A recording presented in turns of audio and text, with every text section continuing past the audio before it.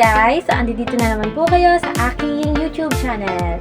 At ngayon, ang gagawin po natin ay ibabahagi ko po sa inyo lahat ng alam ko na makakatulong po sa inyo upang maging fit or para na rin sa ating healthy body. Ngayon, ano nga ba yung fitness or fit na tinatawag natin? Ito po yung makakatulong po sa inyo na gumawa po ng mga gawaing bahay, sa trabaho. Kapag po ito yung ginagawa nyo, mababawasan po na mapagod po kayo agad. Ngayon, una, kailangan mo natin magsuot ng mga preskong damit. Taran! Para hindi po tayo mahirapan. At wag na wag pong kakalimutan ang tubig. Lagi pong iinom ng tubig para maiwasan po ang pagiging dehydrated. Ito pong aking ituturo ay ilan lamang po sa pwede pong gawin nyo kahit po saan kayo. Ako po nasa kwarto lang, pero mas maganda po kung nasa labas po kayo ng bahay. Ngayon po, simulan na po natin. Let's go! So, bulaga. Andito po tayo ulit ngayon at ang una natin gagawin ay mag-stretch muna ng katawan para hindi po mabigla ang ating katawan at maiwasan ng sprain or strain po na mangyayari kapag nagkabali-bali na ang ating mga buto. Unahin po natin sa ulo, pababa hanggang paa. So yan guys, umpisahan natin sa head rotation. Pati yung sa kabilang side, siyempre. Susunod naman natin ang shoulder natin. Rotate nyo lang siya, kabilaan. Then siyempre, wag kakalimutan ng bewang. Huwag natin kakalimutan yung uugod-ugod natin mga tuhod. Yan. Pati yung legs natin para ma-stretch. Siyempre, yung ating mismo paa, kung saan madalas nagkaka-strain or sprain, syempre. Go guys! Hello guys! So, yung mga ginawa ko kanina ay iilan lamang po sa mga warm-up na pwede nyo rin pong gayahin bago po tayo mag-start. Una natin gagawin ay ang pinakamadali.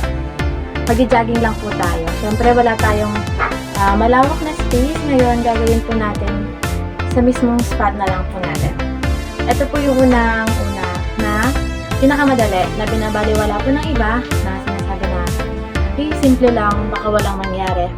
Pero nagkakamali po kayo. Once na po na pinagpapawisan kayo, ay nagsisimula na pong mag-metabolize ang inyong mga fat po sa body. So, let's start! Tara guys, mag-start na tayo magtakbo-takbo dito sa kwarto natin.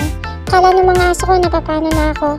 Yan. Hintayin nyo lang mapagpawisan kayo guys. Mas okay kung mas matagal kayo mag-jogging. Carry nyo yan. Guys, hello. Saglit lang yung ginawa natin jogging, pero nagkawisan na ako agad. Tsaka huwag nyo kakalimutan yung mga tumbler guys. Inom kayo lagi ng tubig. Yung kakainom ko lang. Hindi ko na binidyohan. So, ayan, kahit 5 minutes lang yung gawin yon. 5 minutes lang, okay na. Ngayon naman, para sa konting kaalaman, bakit natin ginagawa yung jogging or running? Nakakatulong to na mag-balance ng weight natin guys. And para tumibo yung buto natin at para mas lumakas yung mga muscle natin. Ngayon, ang gagawin naman natin guys ay planking. Mahirap siya, pero kailangan natin magtiyaga. Ayun nga sinasabi na is ganda. Kung gusto mo ng magandang katawan, kaya mo yan. So, let's go guys! Yan, planking naman yung gagawin natin guys. Kailangan lang yung mga siko nyo, i-flat nyo lang siya sa floor, then taas nyo yung hips nyo, dapat hindi nakadikit yung tuhod nyo. Then maintain nyo lang siya kung ilang minutes yung kaya nyo. Siyempre, huwag kakalimutan magpahinga guys. At ulitin lang yung exercise. Yan, saglit ko lang siya ginawa dyan, pero kayang-kaya nyo ng mas matagal yan mga guys. Go, go, go! So, hello guys! Tapos na tayo sa planking. So, saglit lang yung ginawa ko kanina guys, pero much better kung mas magagawa nyo siya ng matagal. So, ngayon, ang gagawin naman natin ay flat bridge. So, explain ko na lang guys habang ginagawa ko yung activity. So, let's go!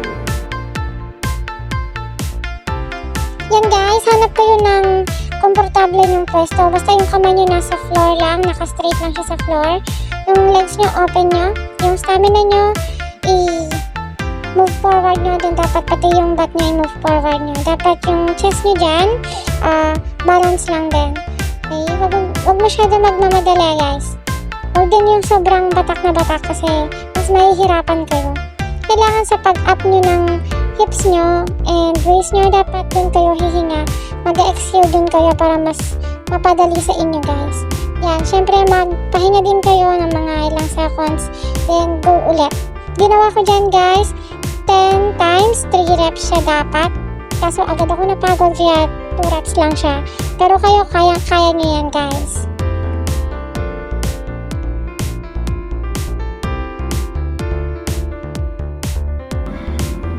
Hi guys!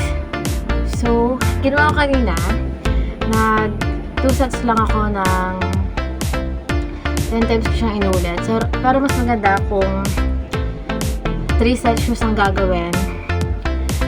Tapos 10 times guys. Mas masarap sa pakiramdam. Stamina, good na good. Like. So guys, kanina nag-enjoy ako sa lat bridge natin. Ngayon gagawin natin ay knee touch para sa ating stamina. So let's go! Yan, nasa knee touching na tayo. Pinakamahirap. Dito ako sobrang hirapan. Pero masarap sa feeling guys.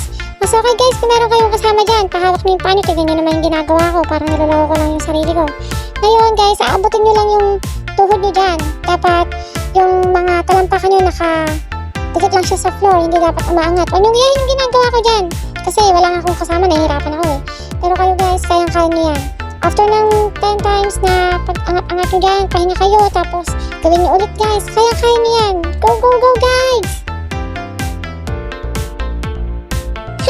Tignan nyo, kita nyo naman pagod na si ante. Para sa inyo yan guys. Go! Hello guys! So yan, mas maganda talagang gawin yun guys kung may kasama kayo. Ngayon, ilan lang yan sa mga pwede nyo gawin guys araw-araw para maging physically fit kayo guys. Pero mas okay kung sasamahan nyo ng pagkain ng mga gulay at healthy foods. Pero mas maganda guys kung meron kayong mga protein shake dyan na meron naman tayong mga nabibili na mga ganang essentials guys. Kung gusto nyo talaga maging physically fit, kayang-kaya nyo yan. Confidence lang talaga guys. Ngayon, kailangan natin magpahinga para ma-relax na yung body natin and muscle natin. Sana guys, nag-enjoy kayo sa aking mga konti lang na naituro. Thank you guys! Huwag niyo kakalimutan mag-subscribe and click the